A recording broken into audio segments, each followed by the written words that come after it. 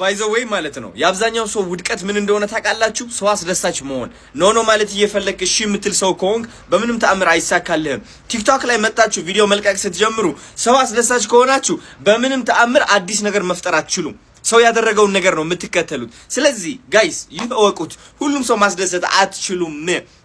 ልንገራችሁ፣ በቃ ሁሉም ሰው ማስደሰት ማለት ራስህን ማስከፋት እንደሆነ ማወቅ አለባችሁ በየቀኑ።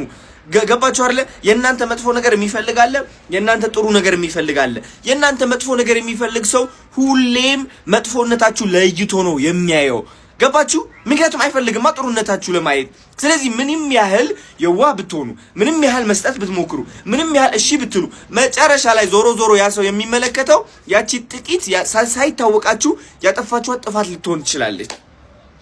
ያቺ ጥፋት እኮ ጥፋት ላትሆን ትችላለች ባይ ዘ ወይ። እሱ ሰው ግን ጥፋት ነው ብሎ ያስባል። ስለዚህ ያ ሰው ለማስደሰት ራሳችሁ የምታጡ ከሆነ እንዴት ብላችሁ ነው ትልቅ ደረጃ የምትደርሱት? እንዴት ብላችሁ ነው የራሳችሁ ቢዝነስ ከፍተኛ ደረጃ ላይ የምታደርሱት? እንዴ ስሙ፣ ሰው ማስደሰት አቁሙ። ይበቃል። ራሳችሁን አስደስቱ መጀመሪያ።